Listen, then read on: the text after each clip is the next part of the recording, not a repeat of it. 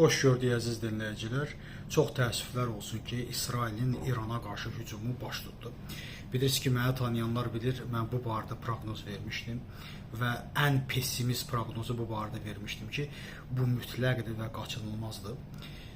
Bilirsiniz ki, ən axırıncı dəfə deməli İranın limanında baş vermiş partlayışda bildirdi ki, bu bir mesajdır və inşallah ki, bu İran bu mesajdan bir nəticə götürər və nəhayət daha dərinə getməzlər. Amma aydın oldu ki, və İran ondan sonra daha çox ciddi surətdə biz hədə qorxu gəldi, bu yolu tutdu və İsrail üçün də bu keçinilməz oldu. Çox təəssüflər olsun. Bugün gecə, yəni bu axşam İsrailin İrana qarşı dəqiq zərbələri öz sözünü demiş oldu.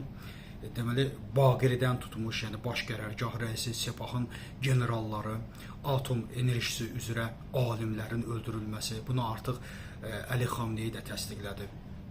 Natans nüvə reaktoruna vurulan zərbə, digər yerlərə hardasa bir 20-yə yaxın əraziyə ciddi zərbə endirilib və bunlar hamısı dəqiq olub. Və onlarla general, dediyim kimi, və Əli Xamneyinin köməkçisi Əli Şamxani də başda olmaqla hamısı dəqiqliklə öldürülür. Dostlar, bu nə deməkdir? Bu o deməkdir ki, əvvəla İsrail çox dəqiqliklə, nöqtə atışları ilə bu işi görmüş oldu. Bu o deməkdir ki, İranın daxilində İsrailə qarşı, zaten biz bunu bilirdik, Mossad'a qarşı işləyən ciddi qüvvələr və dəqiq qüvvələr var.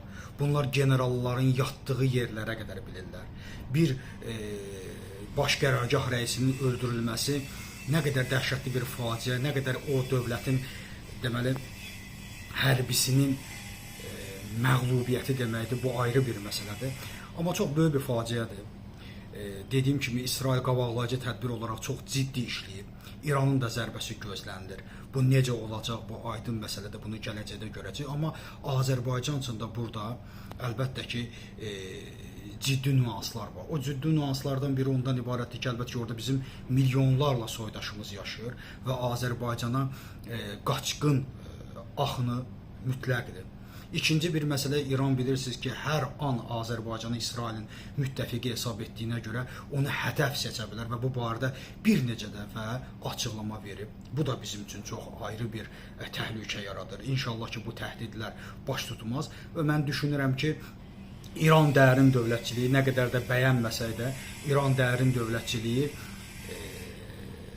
öz sözünü deyəcək və müharibənin uzanmasının qarşısını alacaq və nəhayət İsraillə razılaşacaq. Zaten İsrail bu gecə İranın nüvənin zənginləşdirilməsi obyektlərini demək olar ki, dəqiqliklə zərbə endirib və onları məhv edib. Artıq bu proses demək olar ki, uzanmış oldu. Yəni İranın nüvə silahını hazır etməsi uzanmış oldu və yəqin ki, bu hücumu təşkil edən Mossad və İsrail qüvvələri bunun qarşısında duracağını da bilir. Harda nə var bilir. Generalların yatdığı yerlərə qədər bilir və İsrailin əməliyyatına qarşı İranın zərbəsini mən çox zəif hesab edirəm. Əlbəttə ki, hər hansı bir yerin vurulması, partladılması mümkündür, amma düşünürəm ki, İsrail bütün qabaqlayıcı tədbirləri görmüş olacaq. Təşəkkür edirəm diqqətinizə görə.